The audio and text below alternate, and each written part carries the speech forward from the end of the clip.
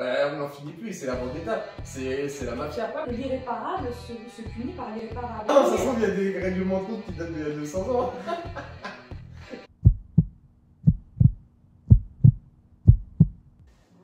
Bonjour, pour ceux qui nous regardent. Aujourd'hui, on voudrait parler de la peine de mort. Donc, c'est un sujet qui est très controversé et qui divise beaucoup les gens. Ça prête généralement à de gros débats. Je dois contre la peine de mort. Moi, je suis pour la peine de mort parce que je considère que à chaque crime, une punition doit être appliquée. Et comme les crimes sont sans limite, parfois une seule personne est capable d'ôter plusieurs vies. Donc, à cette échelle, en fait, si on veut vraiment être juste, il faut que la peine de mort soit appliquée dans les cas les plus graves et ne pas mettre des peines de prison à perpétuité. Une vie vaut une vie.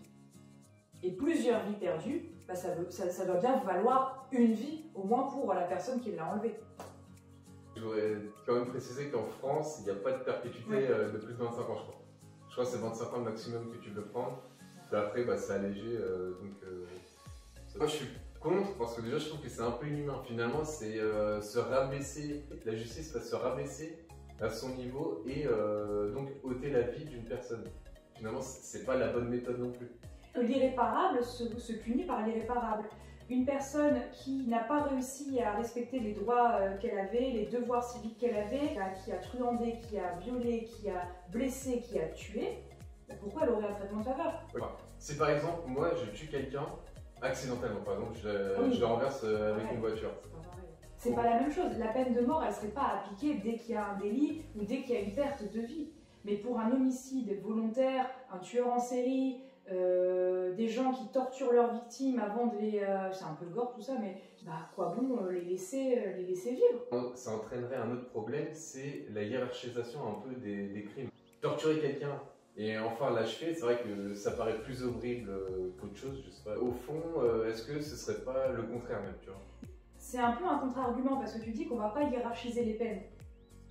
Mais les peines, elles sont déjà hiérarchisées, puisque en fonction du crime qu'on a commis, on a plus ou moins d'années de prison, on a une amende plus ou moins grande. Oui, d'accord, mais il y a une limite. Donc ça veut dire que finalement, si jamais quelqu'un qui est pédophile, quelqu'un qui a torturé une autre personne, enfin je connais pas les lois, mais tu vois, si les deux prennent 25 ans, finalement, c'est pas hiérarchisé. Alors que toi, tu vas imposer une limite quand même. Ben non, moi je veux juste changer la limite. Toi, tu me parles d'une limite de 25 ans en France, parce qu'on va prendre le cas de la France, qui a aboli la peine de mort. Tu me dis qu'il y a une limite de 25 ans de prison. C'est ça? C'est sûr ça? Ouais. Ok. Il y a une limite de 25 ans, donc il n'y a pas de perpétuité. C'est ça le truc, c'est que pour la peine de mort, tu ne laisses pas une seconde chance à la personne. Oui, je ne lui laisse pas non plus la chance de récidiver. La personne qui a commis une faute une fois, ça se trouve, ça va devenir un Einstein.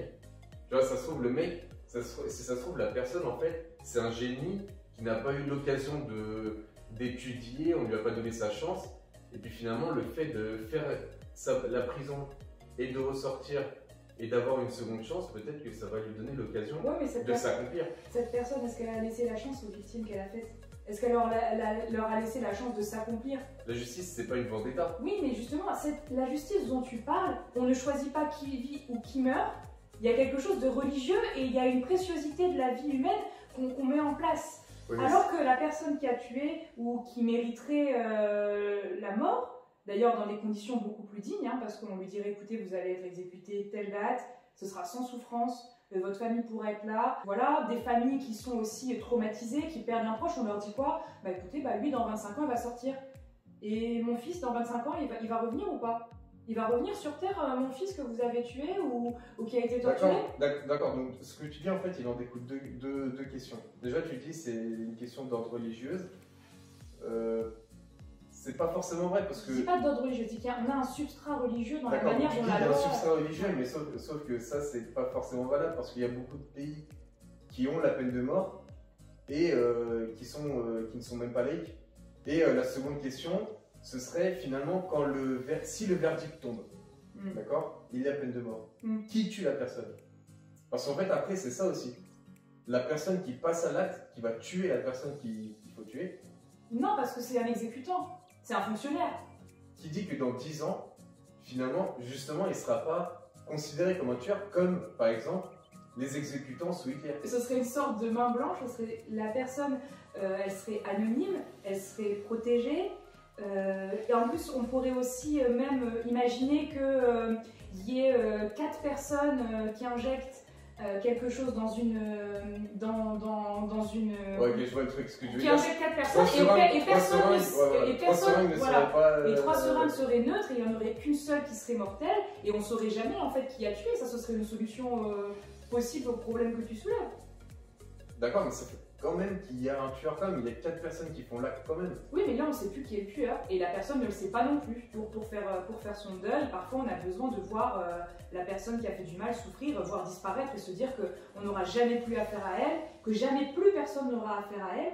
Et c'est un soulagement. Mais pas forcément, il y a des familles qui acceptent finalement le pardon des personnes qui ont commis le crime. Tout est une histoire de chance, il n'y a pas de hasard, il n'y a que des rendez-vous. Il y a une part d'aléatoire dans l'humain, tout comme la victime ne savait pas qu'elle serait victime.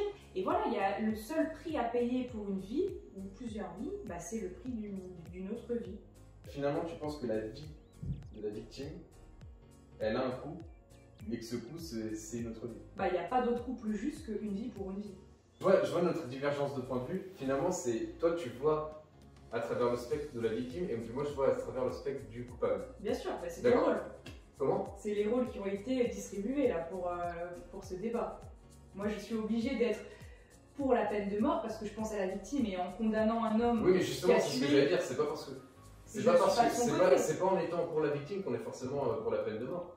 Ah, ça me donne un argument supplémentaire. Ça Parce peut même soulager un coupable. Soulager un coupable du poids de sa culpabilité.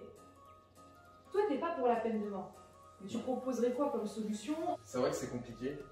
Parce qu'il y a des crimes où on se dirait ça mérite plus de 25 ans de prison, ça mérite la prison à vie. Priver de liberté quelqu'un jusqu'à la fin de sa vie, c'est la même chose presque que la peine de mort. C'est aussi dur. Je trouve que la barrière des 25 ans, c'est déjà pas mal. Parce que même si tu vas à 18 ans et que tu ressors à 43 ans, même si tu vis 100 ans, pardon, tu as quand même passé un quart de ta vie derrière les barreaux à rien faire. Et la société m'a pris 25 ans de ma vie. En échange. Donc, on est dans le même cas de figure où on peut quantifier la valeur d'une vie. Le mieux, ce serait de donner une deuxième chance à ces gens, donc une fois qu'ils ressortent, pour de réhabilitation, pour qu'ils puissent travailler à nouveau, apprendre des choses, et puis justement apporter à la société ce qu'ils n'ont pas apporté pendant ces 25 ans. Si on donne une deuxième chance à des criminels, ben moi aussi je voudrais une deuxième chance. J'ai raté un concours, ben je veux une deuxième chance.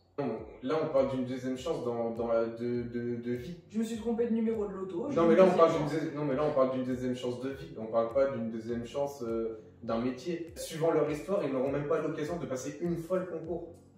C'est ça aussi, il faut voir aussi les circonstances atténuantes. Il faut voir le vécu de cette personne.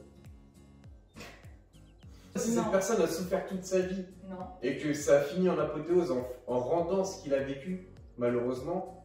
Une personne est plus légitime de tuer une autre en fonction de son histoire. C'est-à-dire que moi, j'ai eu une enfance heureuse.